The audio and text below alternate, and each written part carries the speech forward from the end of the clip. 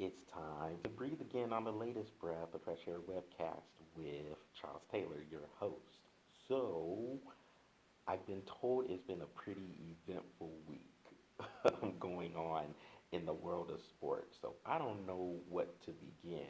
And y'all know normally I could do a lot of this off the top of my head, but there was so much going on, I actually made it a point to write it down. So, let's see, we can start with Michigan.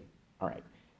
So, congratulations to the Michigan Wolverines for winning the college football playoff national championship game and bringing a much needed championship to the Big Ten Conference because for the longest time, the SEC has been dominating. You know, the SEC before this year has won 14 out of the last 20 national championships.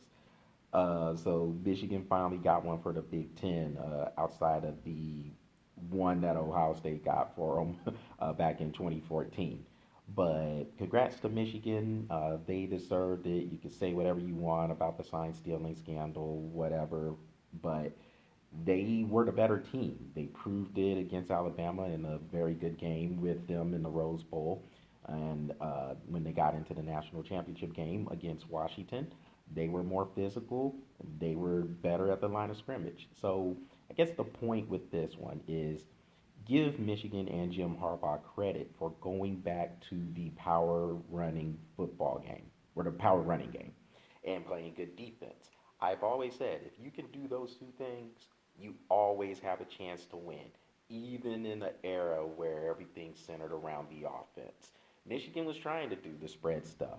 And then I think in 2021, Jim Harbaugh decided to go with the power running game, to go back to running the football, winning at the line of scrimmage on both sides of the ball, offense and defense, and playing good defense, winning with their defensive line and them getting pressure, and running the ball. First it was Hussein Haskins, and then Blake Corum and Donovan Edwards asserted themselves. So give Michigan credit. J.J. McCarthy, he made plays when he had to, particularly in the Rose Bowl against Alabama.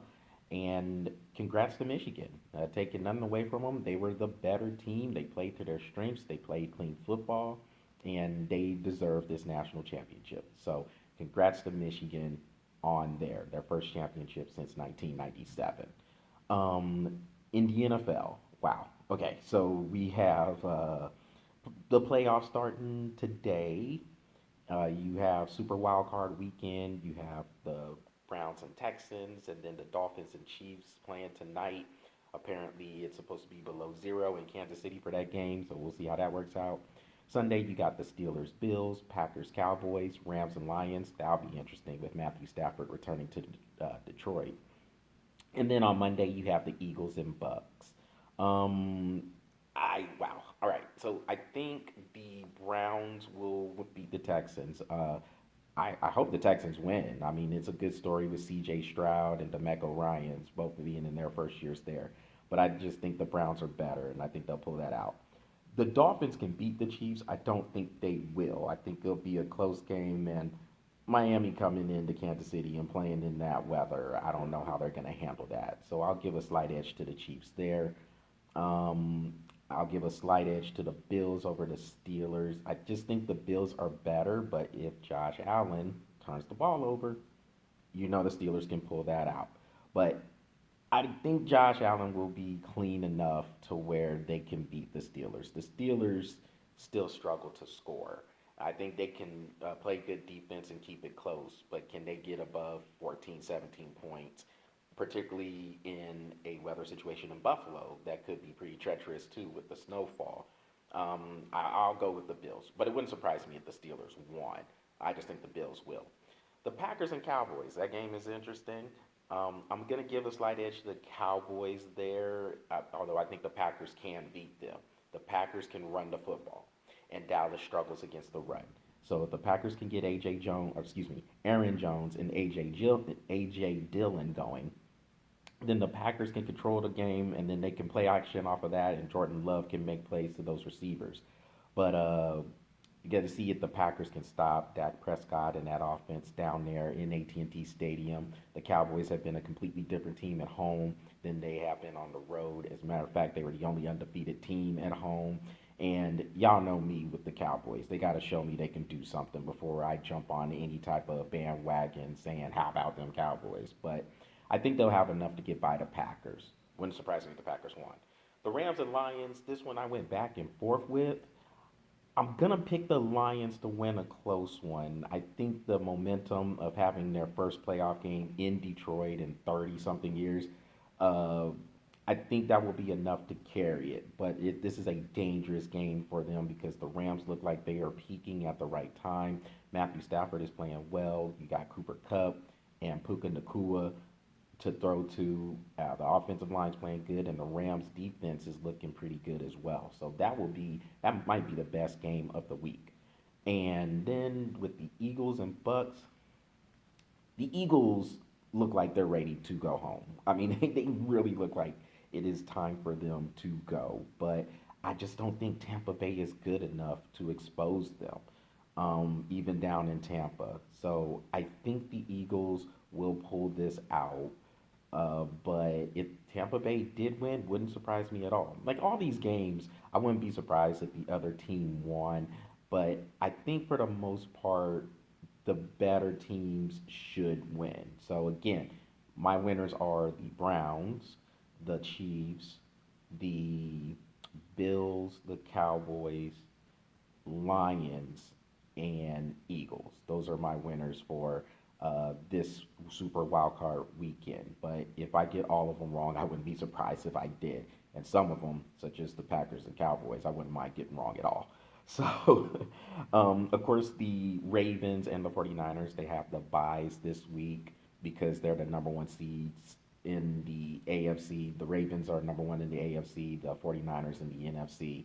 So they get to sit home and watch everything develop this weekend while everyone else plays it out. And then we'll see those two teams in action next weekend. Off the field for the NFL, my goodness. So you have, again, writing this down. Okay, so actually, let's go back to college because Nick Saban retired from Alabama and they replaced him with Washington coach Caleb DeVores. I don't know. I, everybody wants to make the splashy hire, and I guess Caleb DeVore was the uh, hot, trendy choice. I would have liked to see Alabama go down to maybe one of the lesser schools and get one of those coaches and perhaps get the right hire there. And who knows, Caleb DeVore might be the right hire. We all know he's coming into a pressure cooker down in Alabama. We know the legacy Nick Saban is leaving down there. I don't think, and fact check me on this, but I don't think he had a season since 2008, or since the beginning of the 2008 season. I don't think he had a season where he won less than 10 games. Think about that. Every season since 2008, his team has won at least 10 games. And we know about the six national championships and other numerous times where they were in the championship game. At least two of them to Clemson they were in. The one against Georgia in 2021. That's what's coming to the top of my head right now. If I'm missing any, then let me know. But that's a hell of a pressure cooker Caleb DeVores is coming into. So we'll see how all that turns out. But congrats to Nick Saban on a fantastic career. He has nothing left to prove. He's the best coach in my estimation from what I've seen. I know people will talk about Paul Bear Bryant, but from what I've seen, Nick Saban's the best college football coach I've ever seen. Great career, on top of the championship that he won in LSU. Great career. Props to you. And go ahead, chill, relax, and just watch everything else develop, man. You deserved it. Going back to the NFL, so you had Bill Belichick. He stepped down from the New England Patriots. Pete Carroll stepped down from the Seattle Seahawks. The Tennessee Titans fired Mike Vrabel. So there is going to be a hot coaching carousel there. I don't know what's going to happen with Pete Carroll if he wants to continue to coach. He seems lively. He seems like he's ready to continue, but hey, he's in his 70s too. He might want to sit down and chill. From all indications, Bill Belichick wants to continue to coach, and I don't know where he might go. Maybe the Chargers, maybe the Commanders. There's some spots out there. I think there's 7 vacancies. Well, one of them got filled. I got New England decided to hire Jared Mayo to take the place of Belichick, but I mean, there's still some other vacancies out there. So we'll see who comes open, and who knows, Jim Harbaugh might take one of those spots in the NFL too, especially after winning a championship in Michigan. He did what he came up there to do, which was bring them back to prominence and win a championship. And so he did both of those things in 2023, and I see him taking one of these NFL jobs. Could it be the Raiders also? We'll see. But I think it's one of those things where he's going to be a hot commodity, and I mean, deservedly so. Moving to basketball for the last topic. So Draymond Green is coming back for the Golden State Warriors. Of course, we know he was suspended indefinitely by the NBA for numerous antics he has pulled on the court, whether it's chokeholding Minnesota Timberwolves center Rudy Gobert or hitting Phoenix Sun center Yusuf Nurkic in the face, talking about he was trying to sell a call. He had some sort of a plan of counseling in late December, and I guess now he's ready to come back to play. I don't know the exact date he's going to come back and play, but he's going to be coming back pretty soon. We'll see if Draymond Green has learned anything, if he's going to be a person who's going to do the things he said. So far, he said the right things in terms of trying to grow, in terms of trying to say maybe it was him that needed some help to deal with some of the antics that he pulls on the court. We'll see how everything turns out.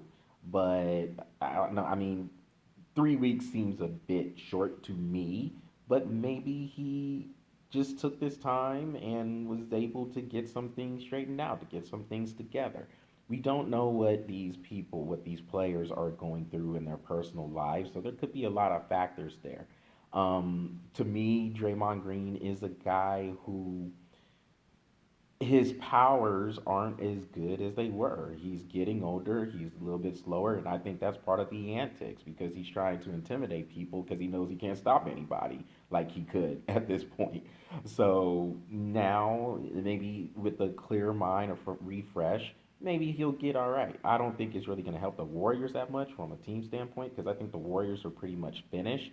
They'll make a run, and I mean, look, I don't like saying that when you have Steph Curry on your team and when you have Klay Thompson on your team, the Splash Brothers. But I just think some of the moves with getting Chris Paul, it just made them really like it just made them an older team, and I just don't think they have the firepower. That's a lot to ask of Steph Curry to carry the team in a loaded and rugged Western Conference. So I don't see Draymond Green's return making too much difference for the Warriors in terms of making a run for a title. But I've been wrong before. Hopefully, on the personal standpoint with Draymond Green, he's all right to play. He gets everything together, and he can come back without all the antics. I understand playing on the edge, being a little physical, but chokeholding people, come on now. So, with that, that will conclude this edition of the Breath of Fresh Air. Well, did I say webcast at the beginning? I'm not for sure, but it's a shorty. This will conclude the latest Breath of Fresh Air shorty. Um, Make sure you guys visit the Breath of Fresh Air YouTube channel, smash that subscribe button, and keep the likes coming on the Breath of Fresh Air Facebook page, or keep the likes coming, excuse me, follow the Breath of Fresh Air Facebook page. Be on the lookout for the live webcast to come back. I said it would be around Martin Luther King Day or the week after. Probably going to push that back. So, somewhere between the beginning of February and the beginning of March is probably when the webcast will return. Still working a few things out on my end on the personal and professional side.